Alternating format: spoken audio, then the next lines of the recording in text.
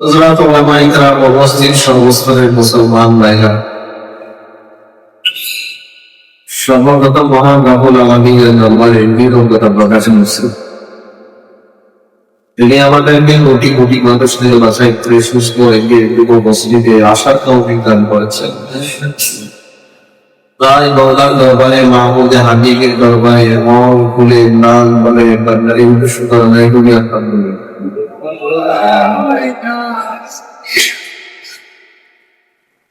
আজকে আমার আলোচ্য বিষয় হল শেষ পরিণাম সম্ভব হওয়া আমল সমূহ নিয়ে আলোচনা করা। মায়ের পেট থেকে যখন দুনিয়াতে এসেছে, দুনিয়া ছেড়ে আমাদেরকে চলে যেতে হবে। যার শেষ ভালো তার সফল। যে সমস্ত আমলের মাধ্যমে মানুষের শেষ ফলাফল ভালো হয়, যে সমস্ত আমলের মাধ্যমে মানুষের মৃত্যুটা সুন্দর হয়, সেই সমস্ত আমল দিয়ে সংক্ষেপে কিছু কথা বলে আমার আলোচনা শেষ করবো। আমার তো মানুষের জীবনে একটি কঠিন মুহূর্ত আছে, সে মুহূর্তটা হলো মৃত্যু। কঠিন মুহূর্ত এজন্য বলছি, শয়তান খুব চেষ্টা করে মৃত্যুর সময় মানুষকে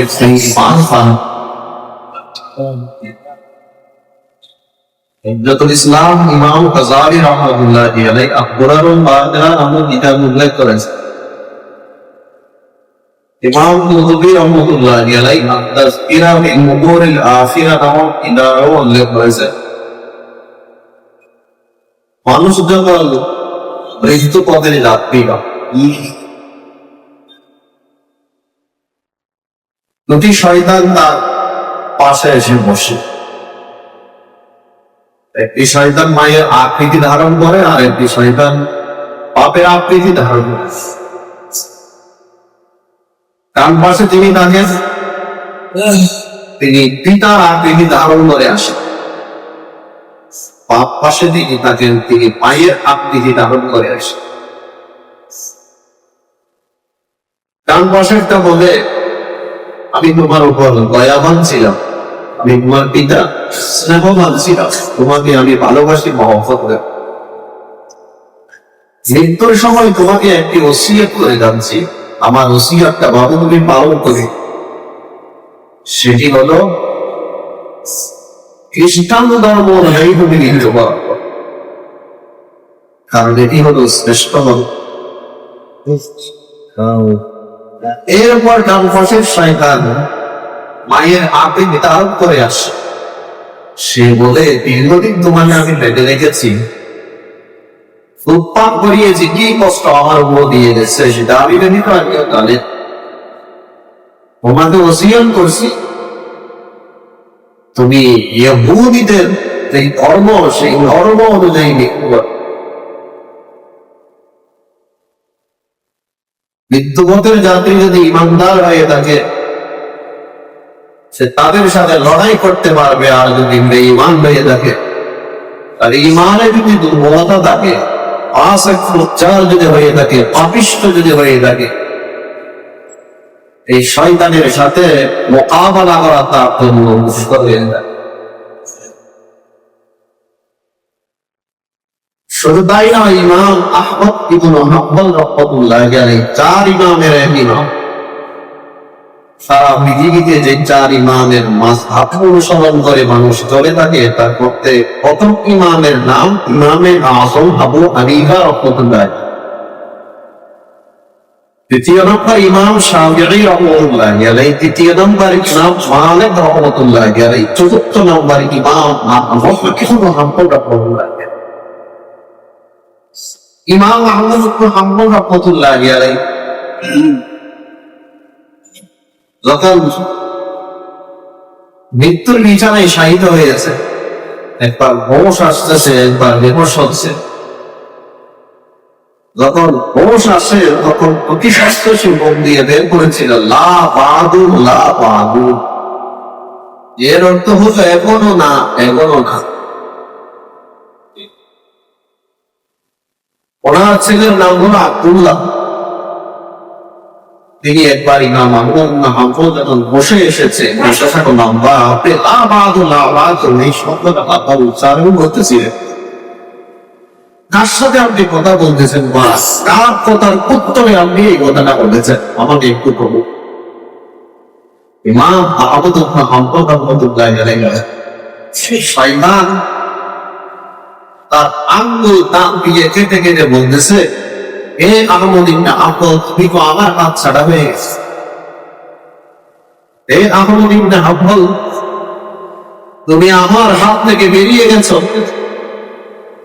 তার উত্তরে আমি বলেছি, লা বাদু লা বাদু, এখনো না, এখনো তখন পর্যন্ত আমি ঈমান দিয়ে শেষ নিঃশ্বাস ত্যাগ করতে না পারি, ততক্ষণ পর্যন্ত তোমার কুমন্ত্রণা থেকে আমি নিরাপদ নই। সেটাও তো বলেছি ভাইরা আমার, মৃত্যুর সময় এটা বুঝতেছে সময় মানুষের জীবনের এক কঠিন মুহূর্ত হল মৃত্যুর সময়। ঈমান দিয়ে তুমি রেখে দেওয়া খুব কঠিন। শয়তান চেষ্টা করে মানুষকে ঈমান বানানো।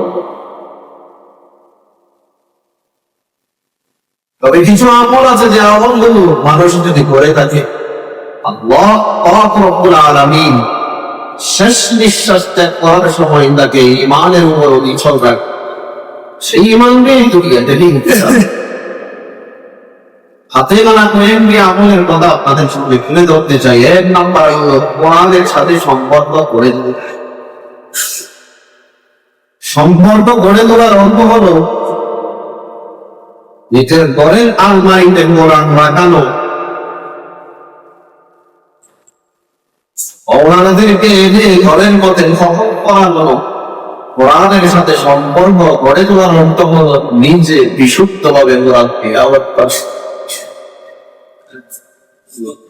নাম্বার 2, কোরআন মতে আমল করা, নিজের জীবনটাকে কোরআন অনুযায়ী পরিচালনা করা। নাম্বার 3, কোরআনের বাণী যে যতটুকু জানি অমরের কাছে পৌঁছাইয়া দেয়। এই 3 কাজ যদি আপনি করতে পারেন, তাহলে বলা হবে কোরআনের সাথে আপনার সুসম্পর্ক আছে। কোরআনের সাথে যার সম্পর্ক যত বেশি হবে, মৃত্যুর সময় ঈমানের উপর, ইসলামের উপর, দ্বীনের উপর আল্লাহ তাকে ততটুকু বিজয় রাখবে। তার হোসনে খাতেমা হবে, তার শেষ পরিণাম ভালো। পবিত্র কোরআনে আল্লাহ তাআলা বলেন, হে নবী আপনি বলেননি, জিবরীল আলাইহিস সালাতু ওয়াস সালাম এই কোরআনকে তোমার রবের পক্ষ থেকে নাযিল করেছেন লিতুসাব্বিতাল্লাযীনা আমানু, ঈমানদার যারা আছে তাদেরকে অবিচল রাখা। কোরআন কেন নাযিল করেছে আল্লাহ? লিতুসাব্বিতাল্লাযীনা আমানু, ঈমানদার যারা আছে তাদেরকে অবিচল রাখার জন্য।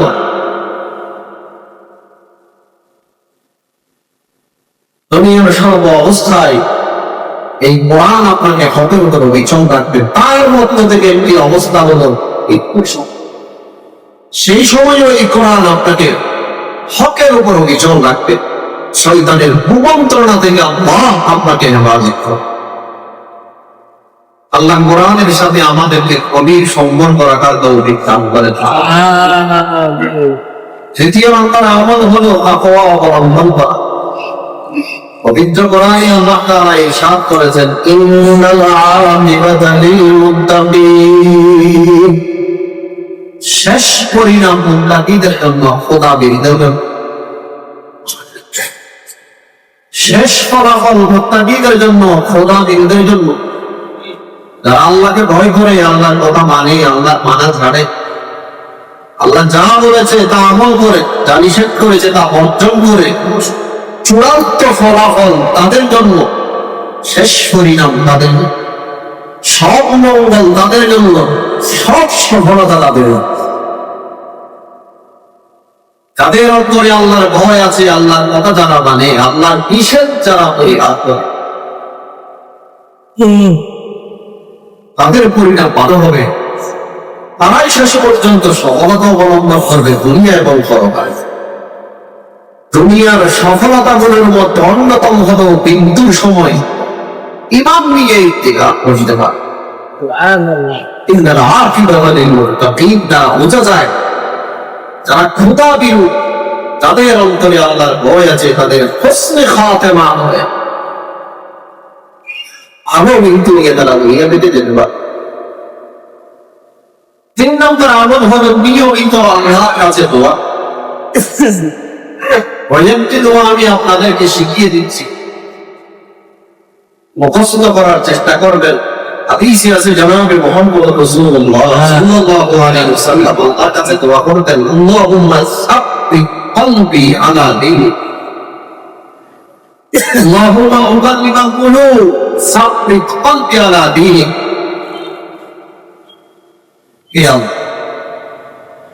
মুকাল্লিবাল কুলুব, মানুষের অন্তর পরিবর্তনটা নিজে আল্লাহ।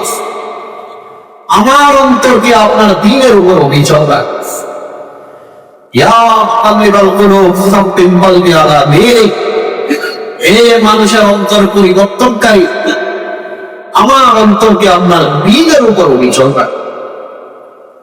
এই দোয়া আমরা সবসময় আল্লাহর কাছে যদি করতে পারি, ভালো ঈমান নিয়ে ভালো কিন্তু ইনশাআল্লাহ আমাদের হবে, হোসনে খাতেমা আমাদের হবে, ইনশাআল্লাহ শেষ পরিণাম আমাদের সুন্দর।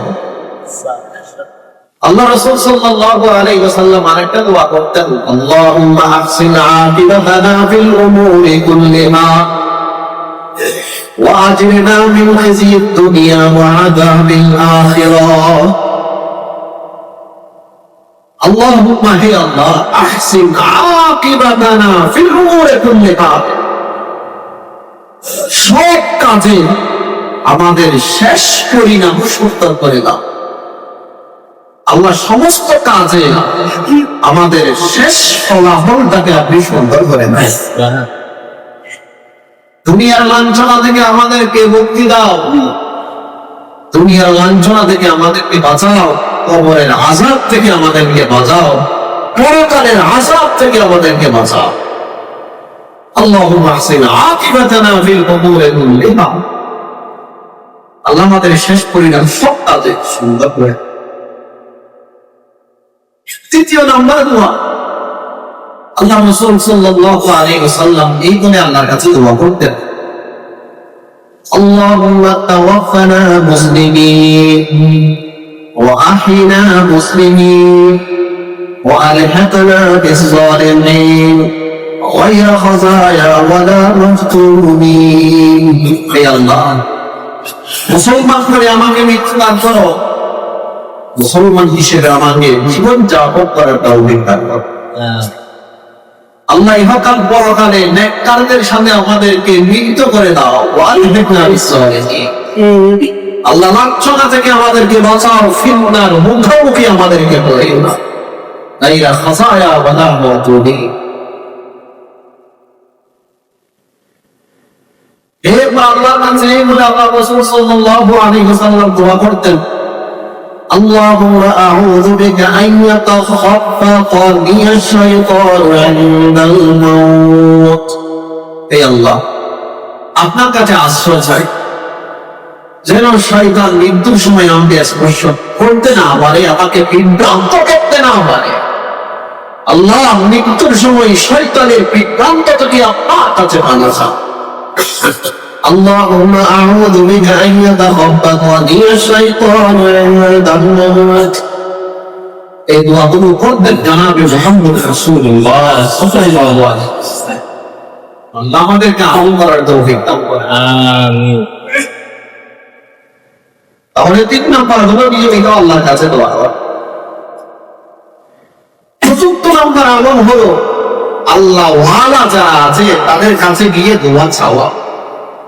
আল্লাহ ওয়ালা যারা আছে তাদের কাছে গিয়ে দোয়া চাওয়া, হযরত আমার জন্য দোয়া করেন, আমি যেন মৃত্যু পর্যন্ত ঈমানের উপর অবিচল থাকতে পারি, দ্বীনের উপর অবিচল থাকতে পারি, ইসলামের উপর অবিচল থাকতে পারি। আমার খাতেমা যেন সুন্দর হয়, আমার শেষটা যেন সুন্দর হয়, ঈমান নিয়ে যেন আমি দুনিয়া থেকে যেতে পারি। দয়া করে মেহেরবানি করে আমার জন্য দোয়া করো। আমার দোয়া হয়তো আল্লাহ কবুল নাও করতে পারে, কিন্তু এই পৃথিবীতে অনেক আহলে দ্বীন ব্যক্তি আছে, অনেক খালকাওয়ালা ব্যক্তি আছে, বুজুর্গ ব্যক্তি আছে, তারা দোয়া করলে আল্লাহ তাদের দোয়া ব্যর্থ ফেরত দেয়। হযরত সুফিয়ান সাউরি রাহিমাহুল্লাহ তাআলা বিশিষ্ট একজন তাবেঈ, যারা হাদিস বর্ণনা করেন তাদের মধ্য থেকে একজন সুফিয়ান সাউরি রাহিমাহুল্লাহ তাআলা। হাদিসের কিতাবের প্রায় পৃষ্ঠাতে লেখা আছে হাদাথানা সুফিয়ান, হাদাথানা সুফিয়ান। সুফিয়ান থেকে উদ্দেশ্য সুফিয়ান সাউরি রাহিমাহুল্লাহ, তিনি বলেন আমিরুল মুমিনিন ফিল হাদিস। যারা হাদিস নিয়ে নিজের জীবনকে খাড়া করে দিয়েছে তাদের মধ্য থেকে একজন সুফিয়ান সাউরি রাহিমাহুল্লাহ। মুহাদ্দিসিনে কেরামের সবচেয়ে বড় একটা লকব হলো আমিরুল মুমিনিন ফিল হাদিস। সেই উপাধিটি পেয়েছে সুফিয়ান সাউরি রাহিমাহুল্লাহ।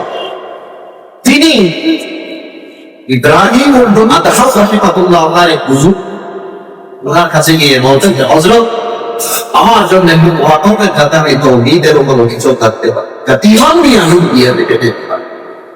হাদিসের বর্ণনাকারী যারা সারা জীবন ক্বালা রাসূলুল্লাহ বলতে বলতে নিজের জীবন পার করে দিয়েছে,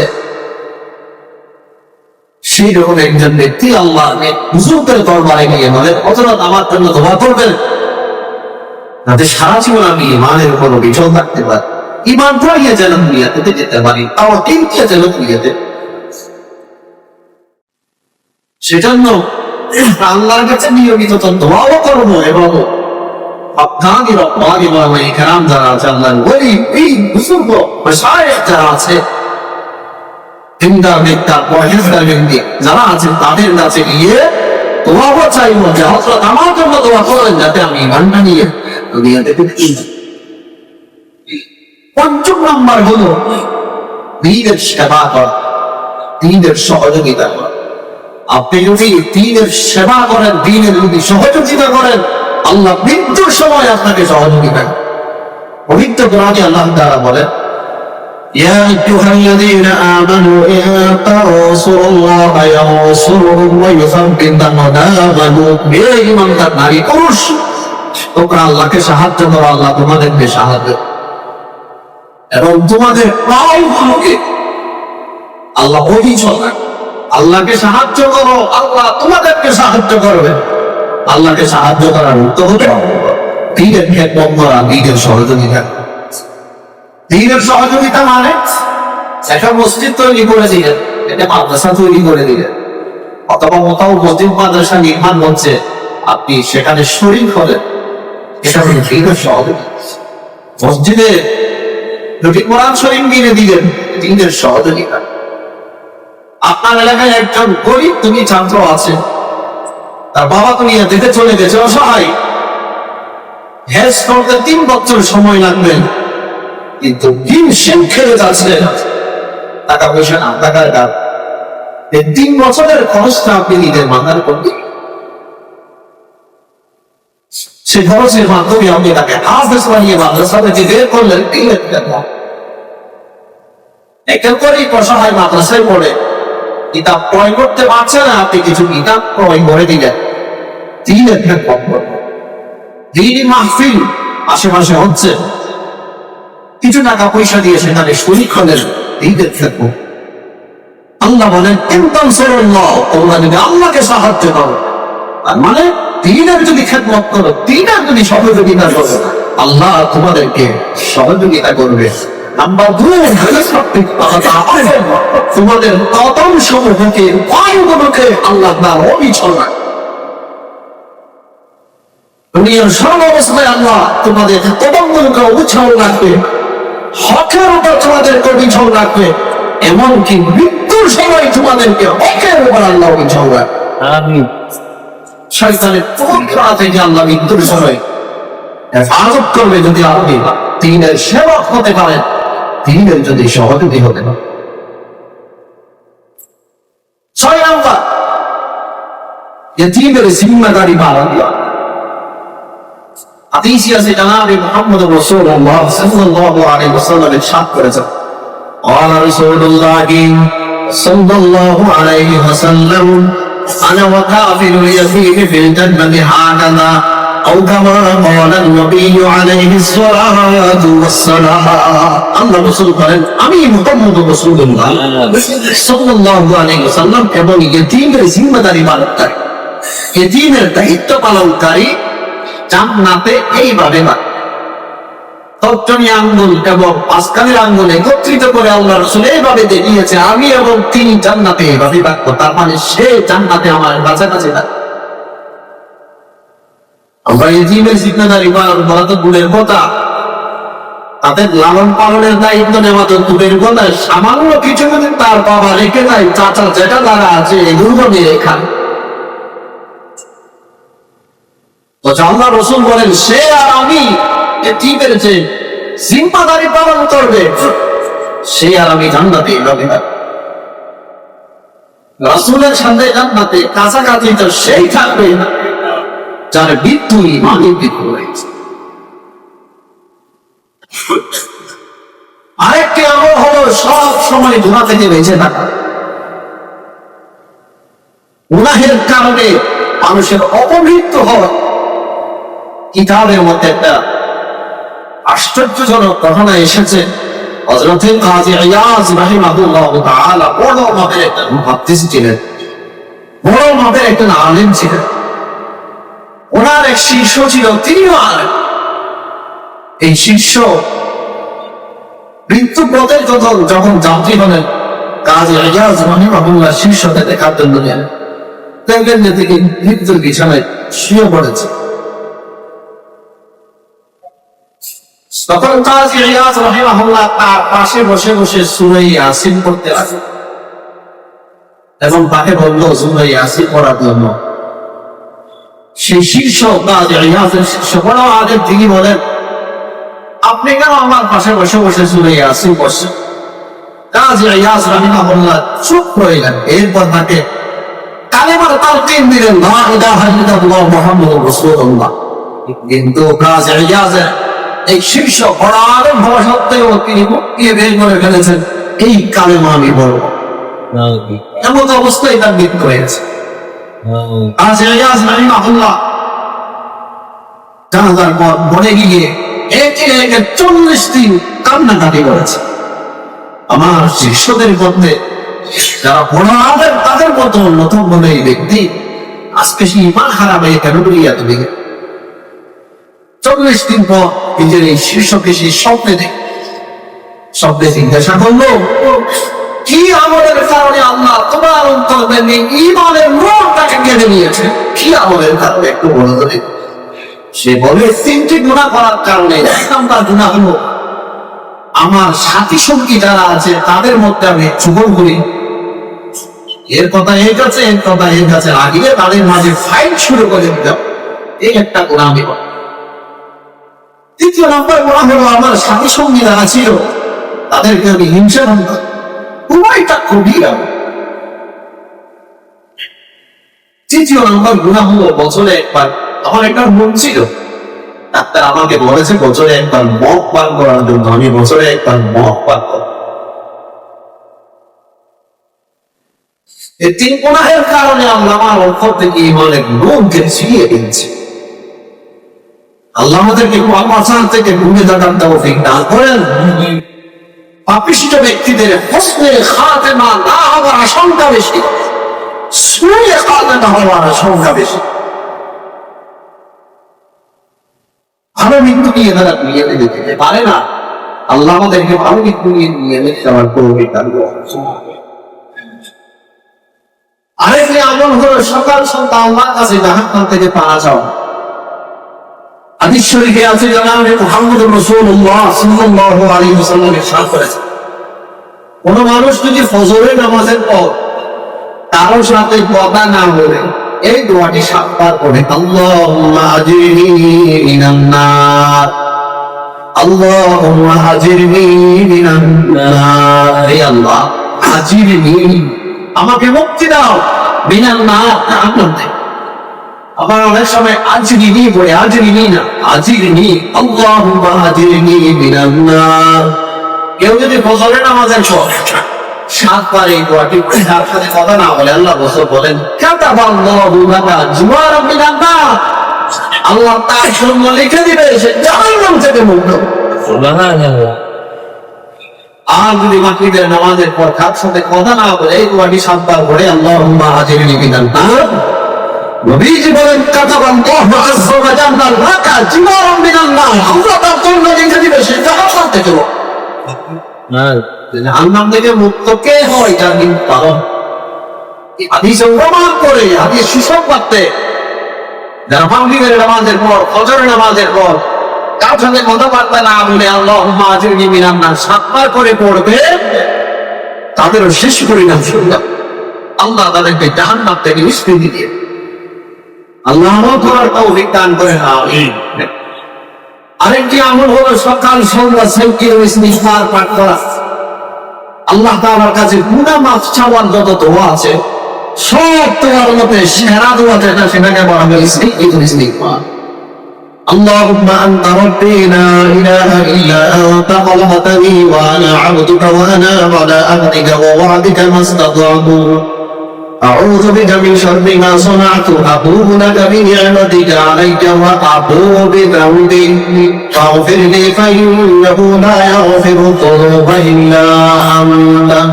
এটাকে বলা হয় সাইয়্যিদুল ইস্তিগফার, বুখারী শরীফের হাদিস।